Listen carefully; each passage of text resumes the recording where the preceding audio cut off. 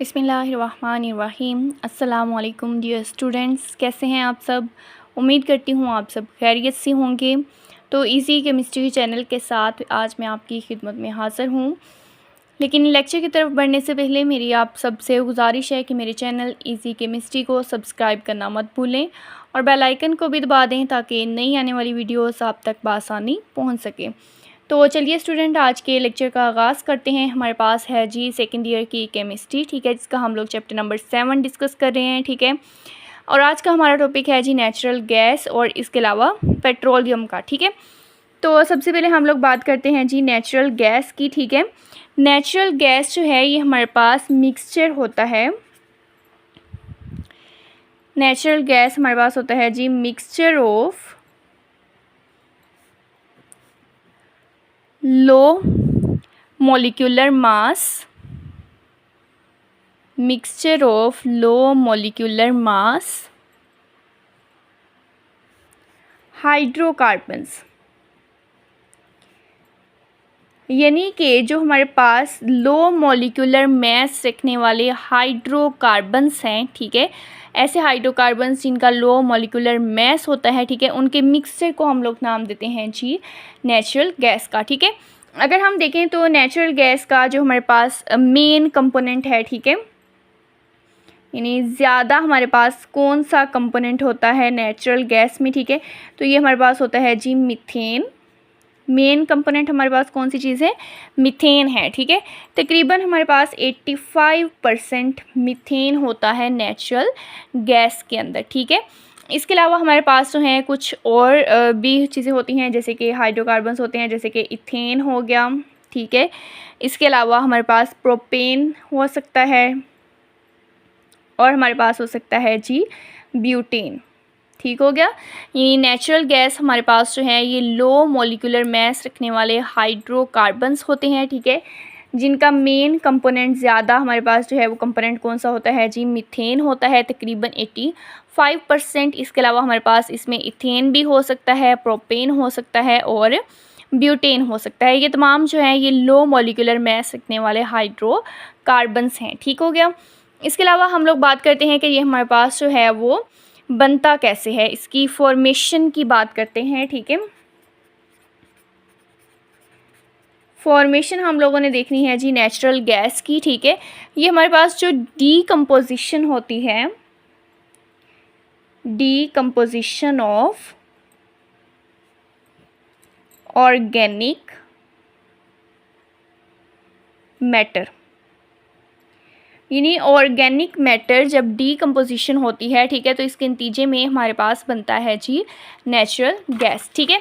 अब natural gas को हम लोग कहाँ यूज़ कर सकते हैं, ठीक है, इसके यूजेस देख लेते हैं। यूजेस ऑफ नेचुरल गैस, ठीक है, यूजेस जो हैं अगर हम इसकी बात करें तो ये हमारे पास नेचुरल गैस एक चीपर गैस है, ठीक है। चीपर का मतलब है कि बहुत ही सस्ती है, ठीक है। ये चीपर गैस है और इसको हम लोग जो है वो इस्तेमाल करते हैं पावर जनरेशन में, इलेक्ट्रिसिटी बनाने के लिए जो है वो हम लोग नेचुरल गैस को इस्तेमाल करते हैं, ठीक है। इसके अलावा हम लोग इसको सीमेंट इंडस्ट्री में भी इस्तेमाल करते हैं। सीमेंट के अलावा जितनी भी फर्टिलाइज़र्स हैं, ठीक है, उसको बनाने के लिए भी हम लोग जो है वो नेचुरल गैस को यूज़ करते हैं, ठीक है। इसके अलावा फ्यूल के तौर पर भी इस्तेमाल करते हैं। फ्यूल के तौर पर जो है वो हम लोग डोमेस्टिक पर्पस के लिए भी इस्तेमाल कर लेते हैं, डोमेस्टिक यानी घरों में जो हम लोग इस्तेमाल करते हैं, ठीक है। इसके अलावा फ्यूल हम लोग इस्तेमाल करते हैं जी ऑटोमोबाइल्स में भी, ऑटोमोबाइल्स में भी फ्यूल के तौर पर इसको यूज़ किया जाता है, ठीक है। जैसे कि हम लोग देख लेते हैं सीएनजी, जिसे हम लोग नाम देते हैं कंप्रेस्ड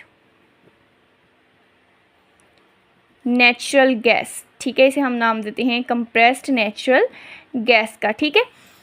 तो ये भी हम लोग जो है वो इस्तेमाल करते हैं। इसके अलावा कार्बन ब्लैक बनाने के लिए भी नेचुरल गैस को यूज़ किया जाता है, ठीक है। ये यूजेस चंद हम लोगों ने पढ़े हैं नेचुरल गैस के। हमने बात की कि नेचुरल गैस हमारे पास जो है वो सस्ती गैस होती है, ठीक है। इसको हम लोग इस्तेमाल करते हैं पावर जनरेशन में। इसके अलावा सीमेंट बनाने के लिए, फर्टिलाइज़र्स बनाने के लिए भी यूज़ किया जाता है। फ्यूल के तौर पर इस्तेमाल करते हैं, चाहे वो डोमेस्टिक पर्पस के लिए हो या फिर ऑटोमोबाइल्स में हो, जैसे कि CNG हम लोगों ने बात की, जिसे हम कहते हैं जी कंप्रेस्ड नेचुरल गैस, ठीक है। इसके अलावा इसको कार्बन ब्लैक बनाने के लिए भी हम लोग यूज़ करते हैं। तो नेचुरल गैस के बाद हम बात करते हैं जी पेट्रोलियम की। तो पेट्रोलियम जो है ये हमारे पास एक मिनरल ऑयल होता है, ये हमारे पास होता है जी मिनरल ऑयल, ठीक है। लेकिन ये रिफाइंड फॉर्म होती है। जब हम मिनरल ऑयल जो है इसको रिफाइन करते हैं, ठीक है, तो इसको हम लोग नाम देते हैं पेट्रोलियम का। इसका अगर कलर की बात करें तो ये डार्क ब्राउनिश कलर का होता है। इसका कलर कौन सा होता है? डार्क ब्राउनिश, या फिर आपके पास हो सकता है greenish black, greenish black colour हो सकता है, ठीक है। यानी कि कलर जो है वो इसका डार्क ब्राउनिश या फिर हमारे पास कौन सा हो सकता है? ग्रीनिश ब्लैक कलर होता है, ठीक है। इसके अलावा ये विस्कस लिक्विड होता है। विस्कस का मतलब होता है गाढ़ा, ठीक है। ये लिक्विड हमारे पास जो है वो थोड़ा सा गाढ़ा होता है, ठीक है। तो ये मिनरल ऑयल, लेकिन उसकी जो है वो रिफाइंड फॉर्म, डार्क ब्राउनिश या ग्रीनिश ब्लैक कलर, और ये हमारे पास होता है जी विस्कस लिक्विड होता है, ठीक है। अब ये हमारे पास जो है ये कम्प्लेक्स मिक्सचर होता है। इसमें हमारे पास काफ़ी हाइड्रोकार्बन्स मौजूद होते हैं, ठीक है। तो ये कौन कौन से हाइड्रोकार्बन्स इनके अंदर मौजूद होते हैं? इनमें हमारे पास जो है वो सॉलिड भी हो सकते हैं, सॉलिड के अलावा हमारे पास जो है इसमें लिक्विड हाइड्रोकार्बन्स भी हो सकते हैं, ठीक है।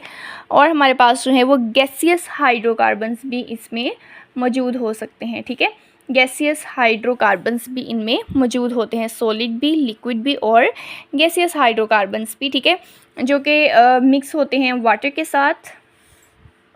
इसके अलावा इसमें साल्ट भी मौजूद होते हैं और इसमें हमारे पास होते हैं जी अर्थ के पार्टिकल्स भी मौजूद होते हैं, ठीक हो गया। यानी कि पेट्रोलियम जो है ये कम्प्लेक्स मिक्सचर होता है जिसमें सॉलिड हाइड्रोकार्बन्स भी हमारे पास होते हैं। इसके अलावा हमारे पास जो है वो लिक्विड हाइड्रोकार्बन्स भी आ जाते हैं, गैसियस हाइड्रोकार्बन्स जो वाटर के साथ सोलेबल होते हैं, ठीक है, और साल्ट और अर्थ के पार्टिकल्स भी इसमें मौजूद होते हैं। इसके बाद हम लोग देखते हैं कि इसकी फॉर्मेशन कैसे होती है, यानी पेट्रोलियम कैसे बनता है। तो फॉर्मेशन की बात करें तो ये हमारे पास जो है स्लो इसमें केमिकल रिएक्शन होता है, slow chemical and biochemical decomposition होती है, ठीक है। केमिकल डिकम्पोजिशन भी हमारे पास होती है और बायोकेमिकल डिकम्पोजिशन भी हमारे पास होती है, और ये रिएक्शन हमारे पास जो है ये बहुत स्लो होते हैं, ठीक है। ये इसकी डिकम्पोजिशन जो है हमारे पास होती है जी रिमेन्स ऑफ ऑर्गेनिक मैटर की, ठीक है। जो ऑर्गेनिक मैटर है उसकी जो बाकियात होती है, रिमेन्स होती हैं, उनकी स्लो केमिकल डिकम्पोजिशन और बायोकेमिकल डिकम्पोजिशन के नतीजे में हमारे पास जो है वो बनता है पेट्रोलियम, ठीक है। ये जो हमारे पास ऑर्गेनिक मैटर है जिसकी हम लोग बात कर रहे हैं, ठीक है, कि इसकी डिकम्पोजिशन होती है, ये हमारे पास होते हैं जी सेडिमेंट्री रॉक्स में। ये सेडिमेंट्री रॉक्स में मौजूद जो ऑर्गेनिक मैटर हैं उनकी स्लो केमिकल और बायोकेमिकल डिकम्पोजिशन के नतीजे में बनता है पेट्रोलियम, ठीक है। उसके बाद हम लोग पेट्रोलियम के बाद बात करते हैं क्राउड ऑयल की, ठीक है।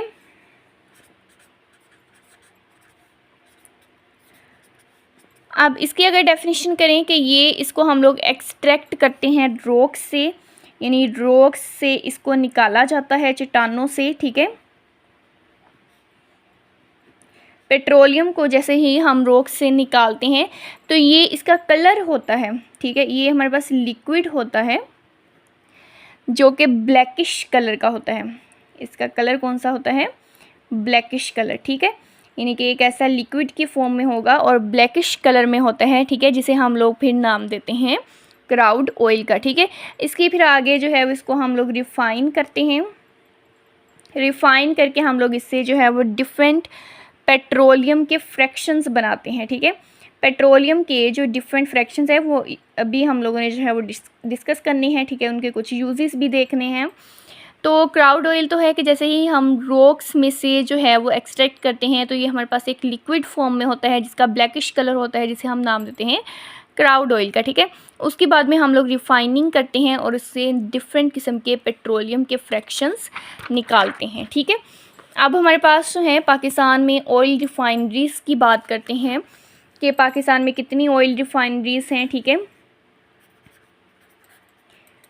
रिफाइनरीज़, तो पाकिस्तान में टोटल ऑयल रिफाइनरीज़ जो हैं वो हमारे पास हैं जी 4 हैं, जिनमें से एक हमारे पास है जी अटक ऑयल रिफाइनरी। अटक ऑयल रिफाइनरी ये हमारे पास मौजूद है जी मोरगा नियर रावलपिंडी के नज़दीक है, ठीक है। तो ये यहाँ पर मौजूद है। ये हमारे पास एक ऑयल रिफाइनरी है, अटक ऑयल रिफाइनरी, ठीक है। इसमें हमारे पास जो है ऑयल रिफाइनिंग कैपेसिटी की अगर बात करें कि ये कितने ऑयल रिफाइनरीज़ जो हैं वो कितने टन्स कर सकती हैं, तो ये हमारे पास 1.25 मिलियन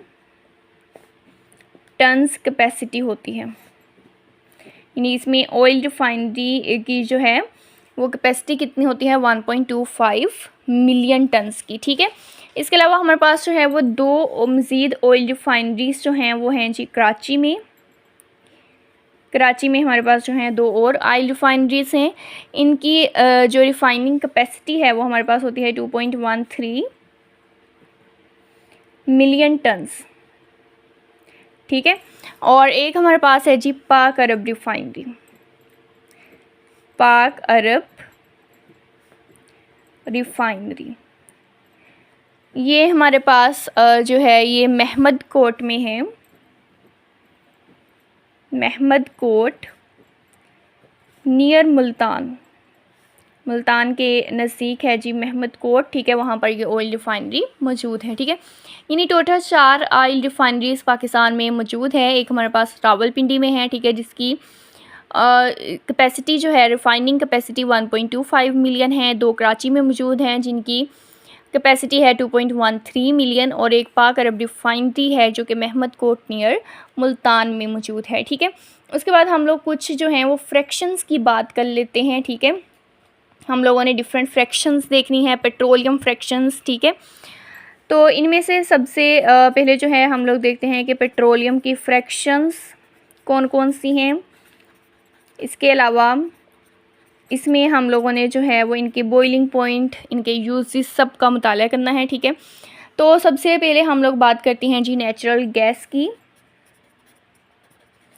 सबसे पहली पेट्रोलियम फ्रैक्शन कौन सी है, नेचुरल गैस है, ठीक है। अगर हम लोग जो है वो इसके बॉइलिंग पॉइंट की बात करें, ठीक है, तो इसका जो बॉइलिंग पॉइंट है वो हमारे पास होता है जी लेस देन 20। बॉइलिंग पॉइंट कितना होता है, लेस देन 20, ठीक है। इसके अलावा हम लोग बात करते हैं जी कंपोजिशन की, कि इसमें हमारे पास ये कितने कार्बन एटम्स पर मुश्तमिल है। तो ये हमारे पास जो है CH4 ने 1 कार्बन एटम से लेकर 4 कार्बन एटम्स तक इसमें हाइड्रोकार्बन्स मौजूद होते हैं। एक कार्बन एटम से लेकर 4 कार्बन एटम्स तक, ठीक है। इसके यूजेस की बात करें तो इसको जो है वो यूज़ किया जाता है फ्यूल के तौर पर, ठीक है। और इसके अलावा पेट्रोकेमिकल्स के तौर पर भी इसको यूज़ किया जाता है, ठीक हो गया। तो ये हमारे पास इसकी जो है वो पहली फ्रैक्शन थी जिसे हम लोगों ने नाम दिया नेचुरल गैस का, ठीक है। उसके बाद हमारे पास सेकंड है जी पेट्रोलियम ईथर। सेकंड पे हमारे पास है जी पेट्रोलियम ईथर, ठीक है। हमने इसके भी बॉइलिंग पॉइंट की भी बात करनी है, ठीक है। बॉइलिंग पॉइंट के अलावा हमने इसकी कंपोजिशन भी देखनी है, ठीक है। और हम लोगों ने बात करनी है जी इसके यूजेस की, ठीक हो गया। तो पेट्रोलियम ईथर जो है इसका जो बॉइलिंग पॉइंट होता है वो 20 से 60 डिग्री सेंटीग्रेड के दरमियान होता है, ठीक है। इसके अलावा इसमें जो कार्बन एटम हैं वो हमारे पास 5 से लेके जो हमारे पास 6 तक कार्बन एटम्स मौजूद होते हैं, ठीक है। यूजेस की बात करें तो ये हमारे पास, इसको हम लोग इस्तेमाल करते हैं जी सॉल्वेंट के तौर पे। पेट्रोलियम ईथर को कहाँ इस्तेमाल किया जाता है? सॉल्वेंट के तौर पे, ठीक है। उसके बाद हमारे पास थर्ड है जी लिग्रोइन। यहाँ हम लोग इसको नाम देते हैं जी नेफ्था का। इसको हम लोग दूसरा नाम कौन सा देते हैं? नेफ्था का, ठीक है। तो अगर हम लोग इसकी जो है इसका भी बॉइलिंग पॉइंट, इसके अलावा हम इसकी कंपोजिशन और हम बात करते हैं जी इसके यूजेस की, ठीक है। तो इसका जो है बॉइलिंग पॉइंट देखा जाए तो ये हमारे पास होता है जी 60 से 100 डिग्री सेंटीग्रेड तक, ठीक है। और इसके अलावा इसमें जो हमारे पास कार्बन एटम्स की रेंज है ये हमारे पास होती है जी C6 से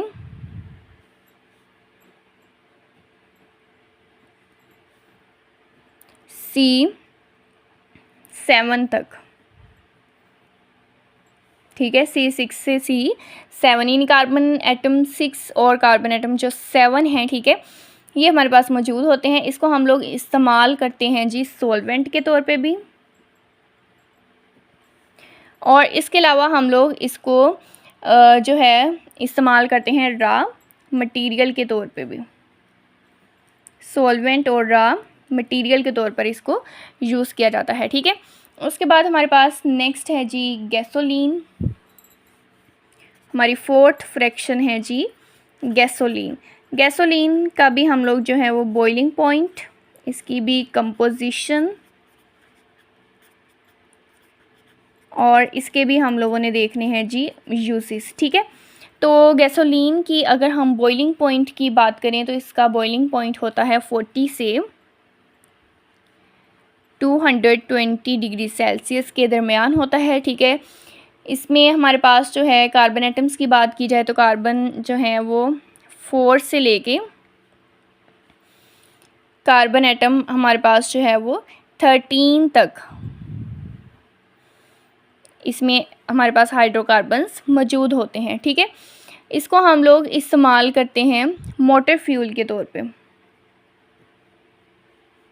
फ्यूल के तौर पर इसको यूज़ किया जाता है।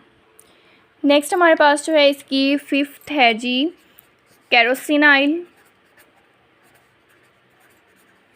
केरोसिन ऑयल जो है इसका बॉइलिंग पॉइंट, इसकी भी कंपोजिशन और इसके अलावा इसके भी यूजेस देखेंगे, ठीक है। ये हम लोग पेट्रोलियम फ्रैक्शंस की बात कर रहे हैं, जो हमारे पास फिफ्थ है जी केरोसिन ऑयल, ठीक है। इसका बॉइलिंग पॉइंट 175 से 325 डिग्री सेल्सियस के दरमियान होता है, ठीक है।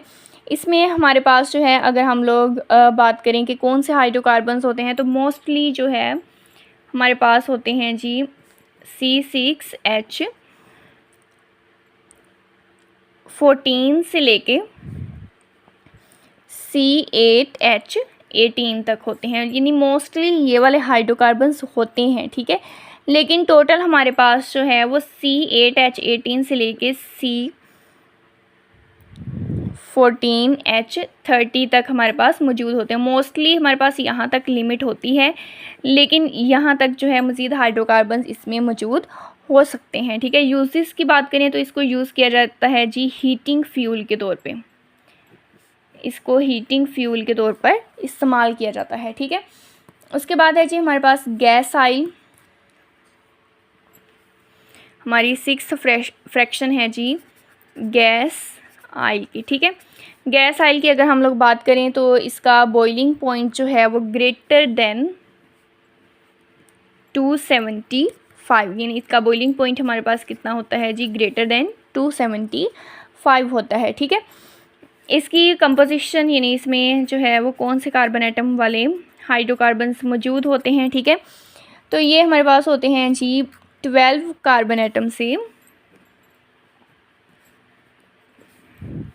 हमारे पास जो 18 कार्बन एटम्स होते हैं, ठीक है, ये हमारे पास मौजूद होते हैं, ठीक है।